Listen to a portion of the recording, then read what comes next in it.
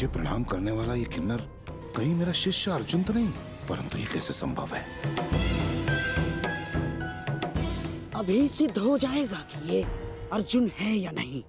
सावधान!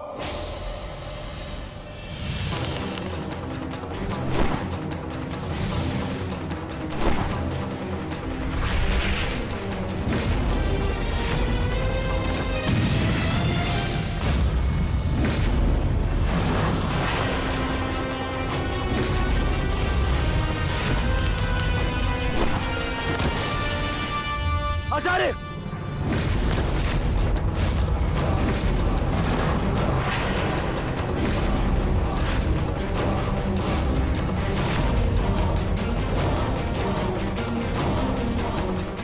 अर्जुन,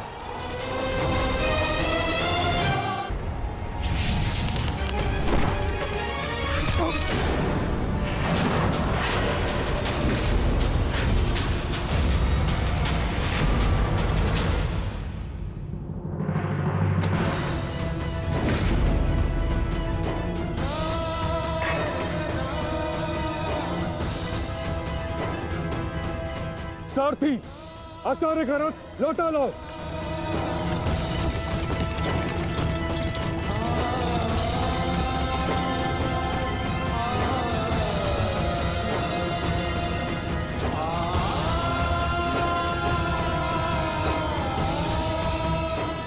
क्षमा चाहता हूँ गुरुदेव, मैंने कभी सोचा भी नहीं था कि आपकी ही सिखाई हुई विद्या का प्रयोग मैं आप पर करूंगा।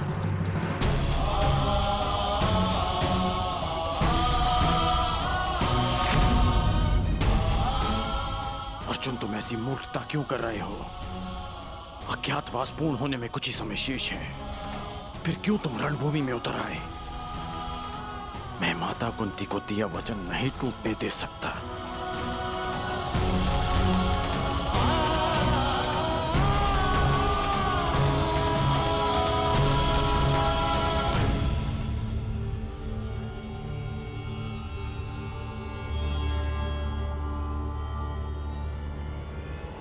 दुर्योधन, समय निकलता जा रहा है। हमें शीघ्र ही इस पांडव को पराजित करके इसका वास्तविक रूप सामने लाना होगा दुर्योधन। और यदि ये पांडव ना हुआ तो? आंखें खोलो दुर्योधन, देखो इस साधारण किन्नर ने किस प्रकार द्रोण को पराजित किया है। किसी भी साधारण योद्धा में इतना शौर्य तो नहीं है कि आचार्य द्रोण को पराजित कर सके। तुम्हें क्या लगता है कि अर्जुन के अतिरिक्त और कौन हो सकता है? पहचानने का प्रयास करो इसे। तुम दोनों ने एक ही साथ, एक ही स्थान पर, एक ही गुरु की छत्र छाया में अभ्यास किया है। अपनी आंखों से इसे धनुर्विद्या सीखते हुए देखा है तुमने। पहचानो इसे, कौन है ये?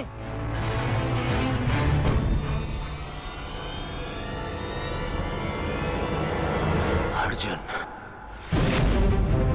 हाँ दुर्योधन, अर्जुन।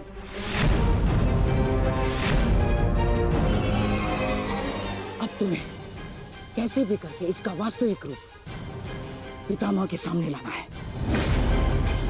और उसके लिए तुम्हारे पास केवल एक अस्त्र उपाय है।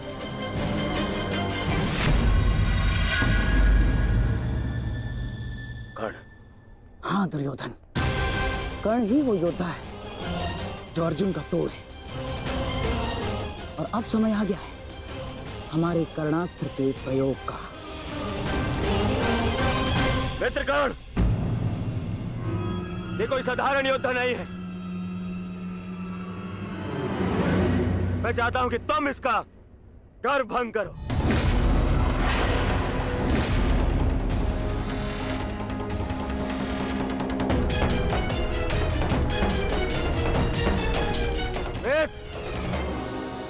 विलंब मत करो,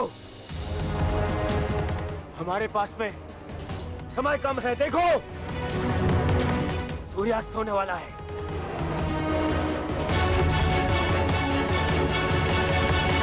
यदि एक मित्र का निवेदन स्वीकार नहीं है तो आप हस्तिनापुर के युवराज का आदेश स्वीकार करो। आगे बढ़ो, जाओ।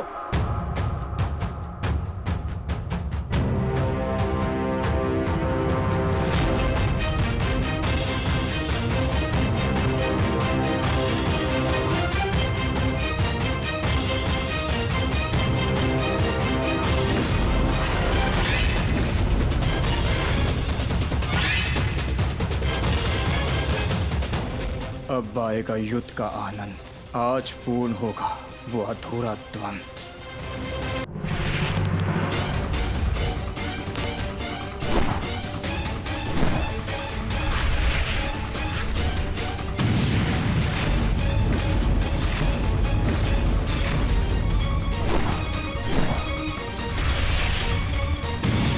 छोटे मोटे बाण चलाने का खेल बंद करो अंगराज। अर्जुन को सामने लाना है। वैष्णवास्त्र का प्रयोग करो।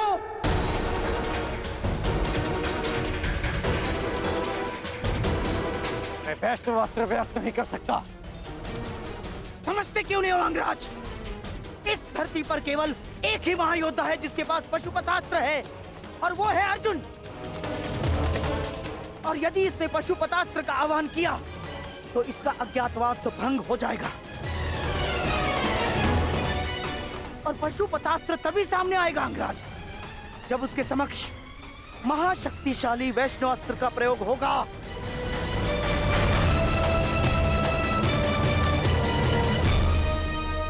परंतु मैं किन्नर पर वैष्णवास्त्र का प्रयोग नहीं कर सकता।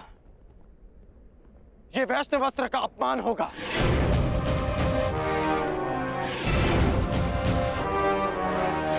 और वैसे भी ये अस्त्र बहुत शक्तिशाली है। तो हमारे सामने खड़ा योद्धा कौन सा कम है अंगराज? देखा नहीं, बात ही बात में उसने हमारे सैनिकों को कैसे धूल चटा दी। और तुम्हारा युद्ध कौशल हम कई बार देख चुके हैं, परंतु अब कौशल इसी में है कि समय बचा लिया जाए। समझे तुम? मैं मामा श्री की बात से सहमत हूं कर्ण। वैष्णवास्त्र का प्रयोग करो कर्ण, बंद करो इसका।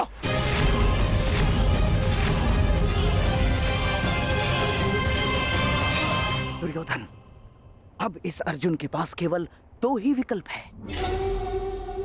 एक, या तो वो कर्ण के अस्त्र का उत्तर देने के लिए पशुपतास्त्र का प्रयोग करे और अपना अज्ञातवास तोड़ दे, या फिर मारा जाए। दोनों ही ओर से हमारी ही पोबारा है।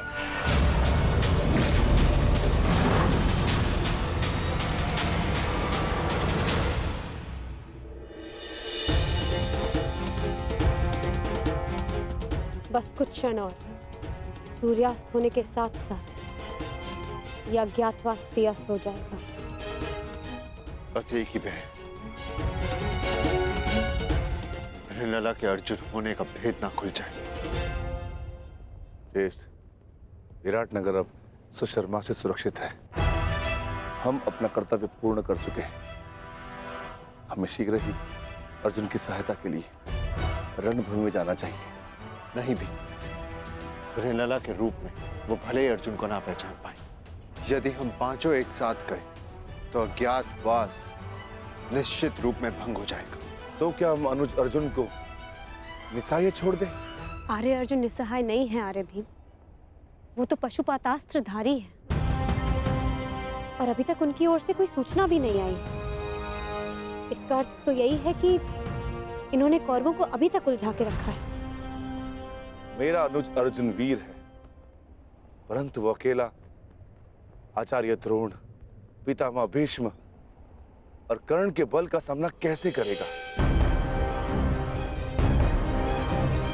वहां शकुनी का छल भी होगा। संशय में मत रहिए ज्येष्ठ, अर्जुन को हमारी आवश्यकता है।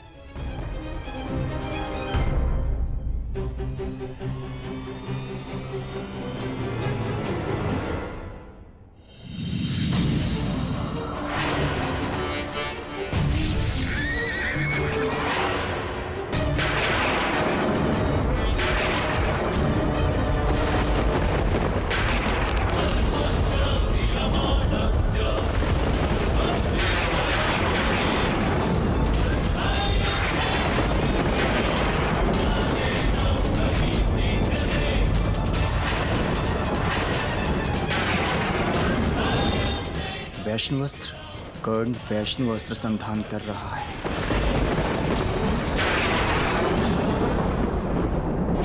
ये पशुपतास्त्र हर दिव्यास्त्र का उत्तर है अर्जुन। वैष्णवास्त्र हो या ब्रह्मास्त्र, पशुपतास्त्र सबको निस्तेज कर देगा।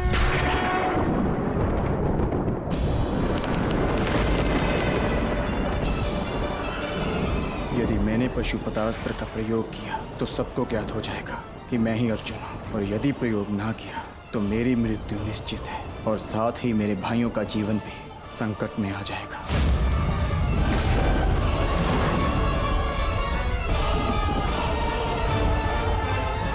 12 वर्ष का वनवास और सही, परंतु मैं अपने भाइयों और पांचाली को निर्बल नहीं होने दूंगा।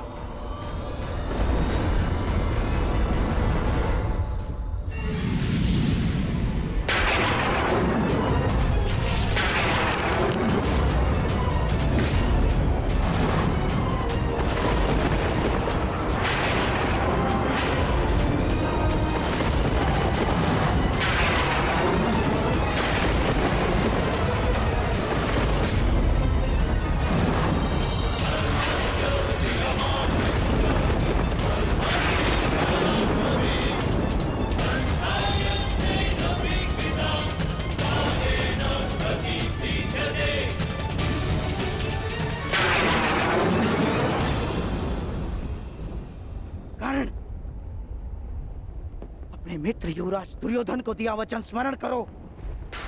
प्रयोग करो वैष्णवास्त्र का, प्रयोग करो। मुझे अपने मित्र कर्ण के ऊपर पूर्ण विश्वास है। मैं नहीं चाहता कि भाई भाई पर शस्त्र उठाए, क्योंकि इस युद्ध से विनाश के अतिरिक्त कुछ नहीं मिलने वाला।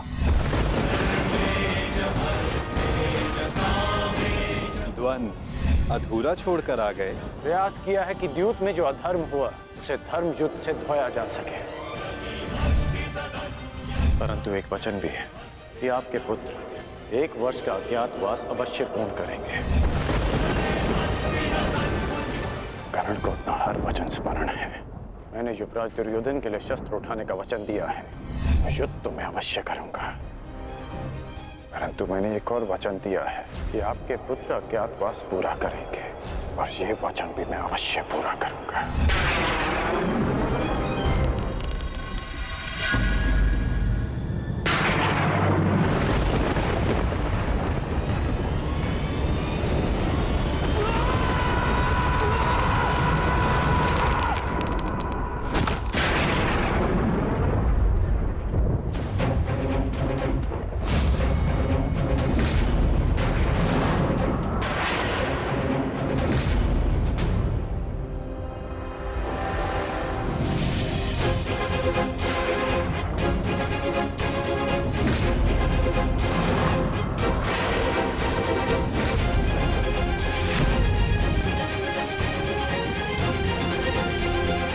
धनुष की प्रत्यंचा टूट गई है बृहन्नला। पता नहीं कौन सी शक्ति है जो तुम्हारी सुरक्षा कर रही है, परंतु ये राधेकर्ण उस शक्ति के समक्ष अपनी पराजय स्वीकार करता है।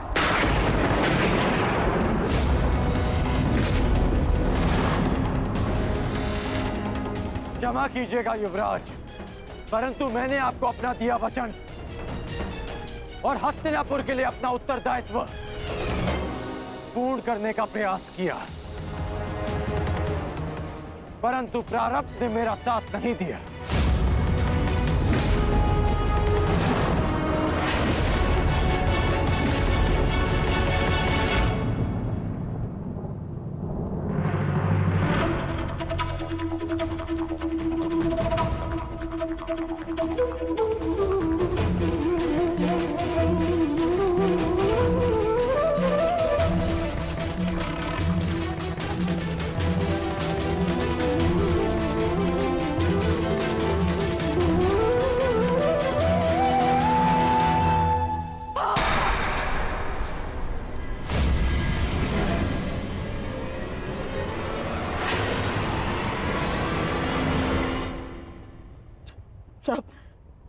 सब व्यर्थ गया।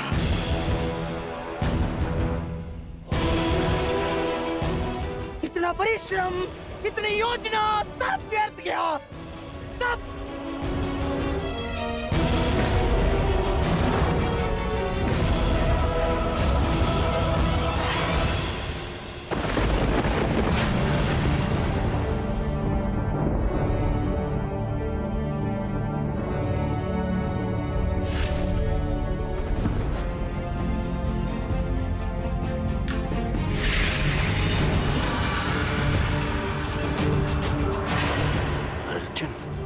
अर्जुन, अर्जुन,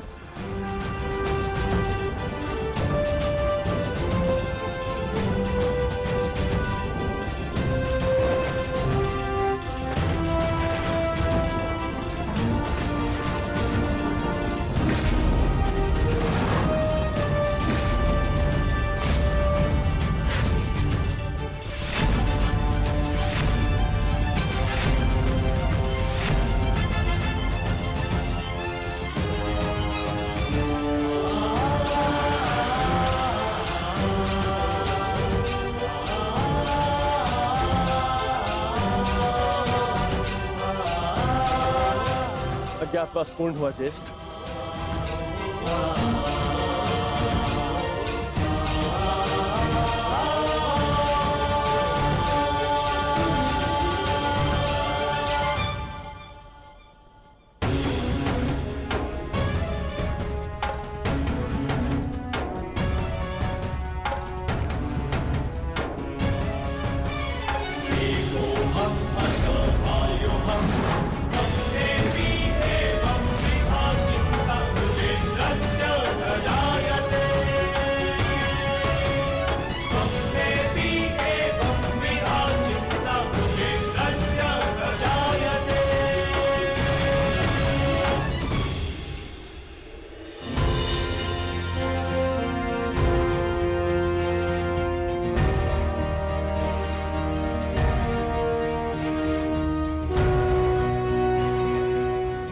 नियम के अनुसार हमने 12 वर्ष का वनवास और 1 वर्ष का अज्ञातवास पूर्ण कर लिया है पितामह।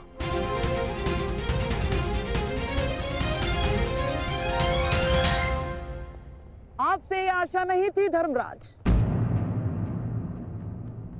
कि आप असत्य भाषण करेंगे।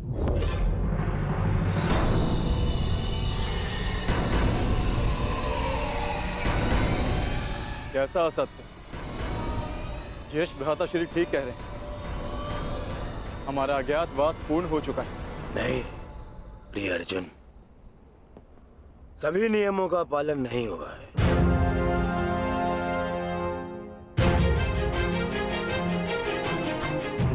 कैसे नहीं हुआ? 13वें वर्ष में हमें कोई पहचान ना सके, यही नियम था। हाँ, और इस नियम को समझने के लिए तुम लोगों के पास पुनः 13 वर्ष का समय होगा भीम, है ना दुर्योधन? समझाओ इसे। हाँ मामाश्री, क्योंकि नियम अनुसार पहचाने जाने पर असत्य बोलना भी नियम भंग करना होता है, और असत्य बोलकर तुमने नियम भंग किया।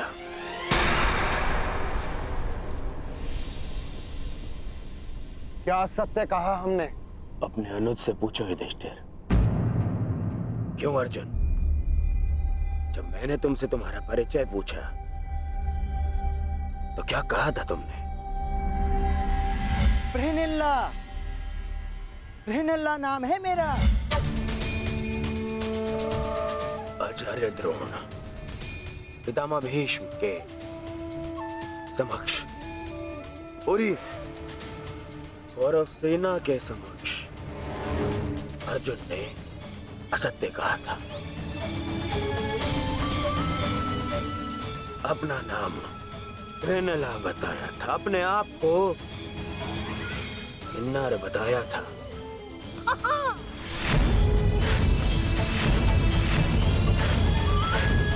क्यों अर्जुन, क्या ये असत्य नहीं था?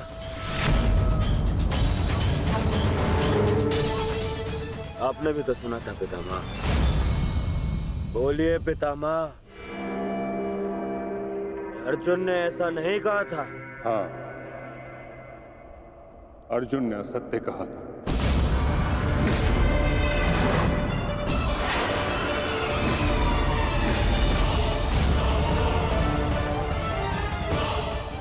और अर्जुन ने अपना नाम बृहन्नला बताया था, और वही बृहन्नला अर्जुन बन के सामने खड़ा है।